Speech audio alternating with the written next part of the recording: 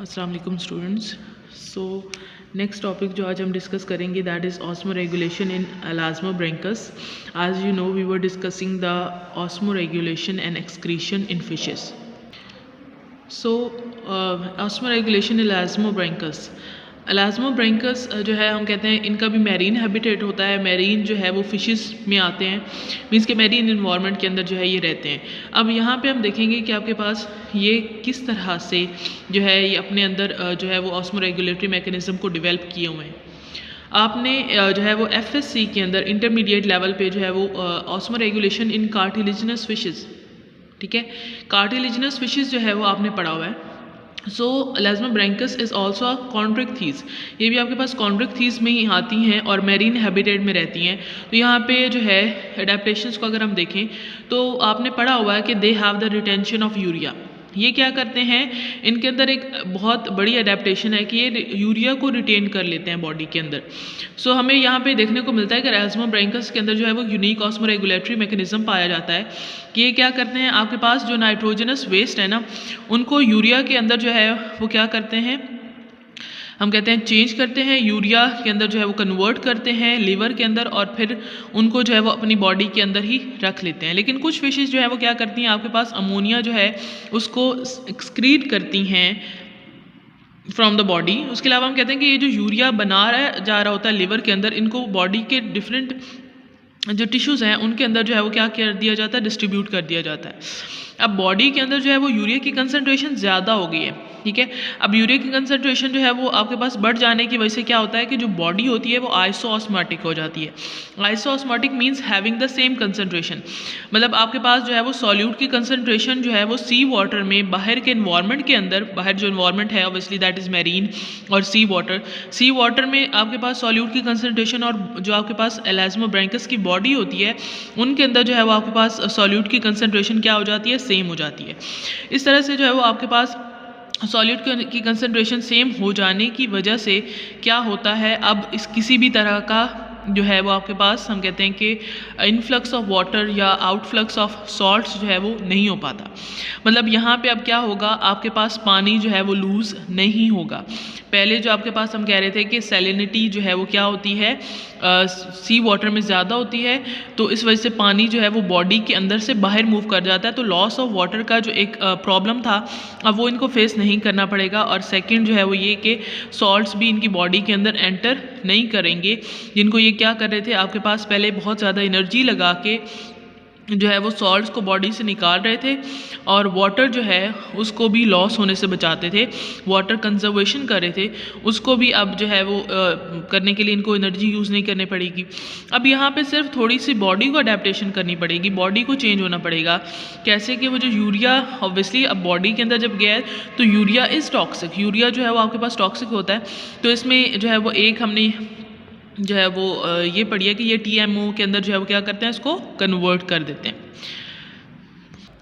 Yes, and what is TMO? TMO is the tri methyl oxide.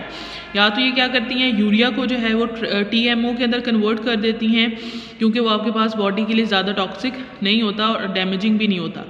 लेकिन अगर ये urea को ही बॉडी के अंदर रखती हैं तो उसमें एंजाइम जो है वो आपके पास हम कहते हैं एंजाइम वर्किंग जो है वो क्या होती है, डिस्टर्ब हो रही होती है। वो जो है वो आपके पास हम कहते हैं कि आपके पास जो है वो डिस्टर्ब होती है।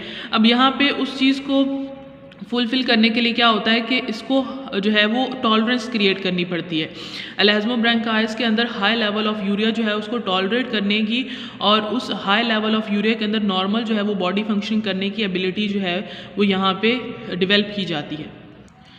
उसके बाद हम देखते हैं कि आपके पास इनके अंदर जो है ये कुछ यूनिक जो है वो अडेप्टेशंस पाई जाती हैं।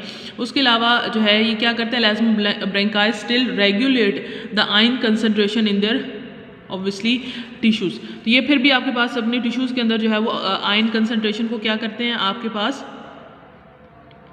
जो है वो रेगुलेट करते हैं। मतलब आपके पास ये जो है हम कहते हैं कि जो सॉल्ट्स है उनको, जो सॉल्यूट्स होते हैं उनको क्या करते हैं, अपनी बॉडी से मूव करवाते हैं आउटसाइड।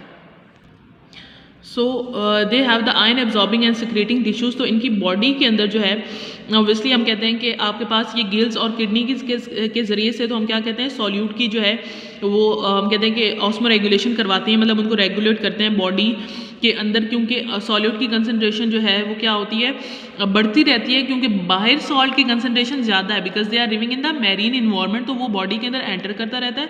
उस सॉल्यूट को ये क्या करते हैं, बॉडी से एक्सपेल आउट करते रहते हैं using their gills and kidneys. उसके अलावा इनके अंदर जो है वो कुछ इंपॉर्टेंट जो है वो टिश्यूज़ होते हैं जो आपके पास क्या करते हैं, सॉल्ट्स को एक्सक्रीट करवाते हैं, and they are known as the rectal glands. So ये हम कहते हैं कि जो एक्सेसिव सोडियम क्लोराइड होती है उसको ब्लड से जो है वो क्लाइका के अंदर जो है वो एक्सपेल करते हैं और वहाँ से ऑब्वियसली उसको रिमूव आउट किया जाता है। Next one topic we have is the osmoregulation in the diadromous fishes. ठीक है, डायएट्रोमस फिशेस जो है वो क्या होती है, हम कहते हैं जो हमने स्टार्ट में ही पढ़ा, एवोल्यूशन में ही पढ़ा था कि आपके पास कुछ फिशेस ऐसी होती हैं जो माइग्रेट करती हैं फॉर द स्पॉनिंग, जो आपके पास फ्रेश वाटर और मैरीन इन्वायरमेंट के दरमियान में क्या करती हैं, माइग्रेट करती हैं, मूव करती हैं। मतलब हमने कहा था कि आपके पास वो जो है वो फ्रीक्वेंटली मूव करती रहती हैं between the fresh water and marine. अब माइग्रेशन करती हैं तो ऐसी फिशेस जो है उनको क्या बोलते हैं हम, डायएट्रोमस फिशेस। सो हमने पहले भी देखा हुआ है कि डायएट्रोमस फिशेस में सैल्मन और लैम्प्रेज आती हैं, marine salmon and marine lampreys. Obviously ये मैरीन इन्वायरमेंट की हैबिटेटेड हैं, ठीक है, ये वहाँ पे रहती हैं, तो ये माइग्रेट करती हैं toward the fresh water for the spawning. ठीक है, स्पॉनिंग के लिए फ्रेश वाटर में ये माइग्रेट करती हैं। उसके अलावा हम कहते हैं कि जो फ्रेश वाटर ईल है, फ्रेश वाटर हैबिटेटेड है ईल। अब ईल क्या करती है, फ्रेश वाटर से, एंगुला भी इसको हम कहते हैं साइंटिफिक नेम। अब ये माइग्रेट करती है कहाँ से, फ्रेश वाटर से toward the marine environment, marine environment की तरफ, और ऑब्वियसली फॉर द स्पॉनिंग, ये भी वहाँ पे स्पॉनिंग करती है। ये फ्रेश वाटर से मैरीन में आती है और साल्मन और जो मैरीन लैम्प्रे हैं ये मैरीन से फ्रेश वाटर में जाते हैं। अब हम कहते हैं कि जो गिल्स होते हैं डायएट्रोमस फिशेस के, वो क्या करती हैं, वो सॉल्यूट्स को जो है वो बैलेंस कर रही होती हैं इन द बॉडी।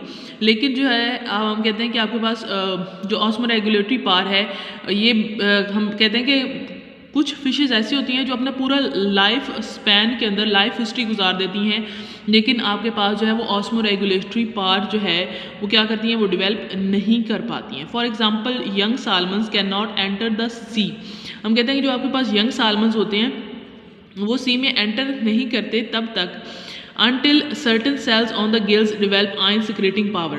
जब तक आपके पास गिल्स जो है वो आयन सिक्रेटिंग पावर जो है वो क्या करते हैं, वो आपके पास डेवलप नहीं करते हैं, तब तक क्या किया जाता है, आपके पास ये माइग्रेशन नहीं कर सकती between the fresh water and marine environment. Next we have is the excretion in fishes. Excretion in fishes को हम ओवरऑल सम अप करें, हम कहते हैं कि फिशेस जो है वो उनको ज़्यादा प्रॉब्लम प्रॉब्लम जो है वो फेस नहीं करनी पड़ती in removing the nitrogenous waste. मतलब नाइट्रोजनस वेस्ट को जो है वो रिमूव करने के लिए वो ज़्यादा उनको कोई जो है वो ना प्रॉब्लम फेस करनी पड़ती है, ना कोई ज़्यादा मेहनत करनी पड़ती है। अब जितने भी नाइट्रोजनस वेस्ट होते हैं obviously they comes from the protein metabolism. Nitrogen is a part of protein. अगर हम कहते हैं protein is made up of amino acid, और अमाइनो एसिड का अगर हम स्ट्रक्चर देखें तो हम कहते हैं कि सेंटर में एक कार्बन होता है, साइड पे एक तरफ अमाइनो ग्रुप होता है, amino group is NH2 group, means it is having the nitrogen. तो ऑब्वियसली जब प्रोटीन को मेटाबोलाइज किया जाएगा तो उसमें नाइट्रोजनस कंपाउंड जो हैं या वेस्ट जो हैं वो रिमूव होते हैं। So 90% of nitrogenous waste are eliminated. अब यहाँ पे क्या किया जाता है, 90% जो है वो नाइट्रोजनस वेस्ट जो है वो एलिमिनेट किए जाते हैं as ammonia through the gills by diffusion. As we come up with the intermediate, हम इंटरमीडिएट में पढ़ के आए हैं कि आपके पास सबसे ज़्यादा जो पानी चाहिए होता है एक्सक्रीशन के लिए वो किस में चाहिए होता है, अमोनिया में। अगर आपने अमोनिया को रिमूव करना है बॉडी से तो आपको ज़्यादा वाटर के जो है वो अमाउंट चाहिए।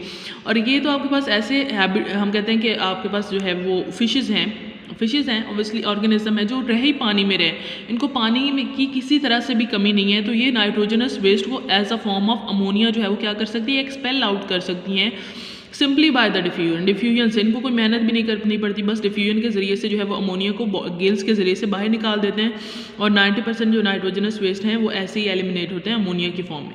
अमोनिया जो है वो एक टॉक्सिक सब्सटेंस है, but aquatic environment can diffuse ammonia easily in the surrounding water. वही बात जो मैंने आपको बता दी कि एक्वेटिक इन्वायरमेंट में रह रही हैं तो ये बहुत ईजिली जो है वो वाटर अवेलेबल है और ज़्यादा से ज़्यादा पानी जो है वो यूज़ करके अमोनिया को निकाल सकते हैं। Remaining 10% of nitrogenous waste are excreted as, बाकी जो आपके पास 10% है उसको यूरिया की फॉर्म में, कैरेटिन की फॉर्म में, क्रेटिनिन की फॉर्म में जो है वो क्या किया जाता है, निकाला जाता है बॉडी से। Waste are processed in the liver, livers में प्रोसेस्ड किया जाता है और उसको एक्सक्रीट आउट करने के लिए जो ऑर्गन है that we have is the kidney.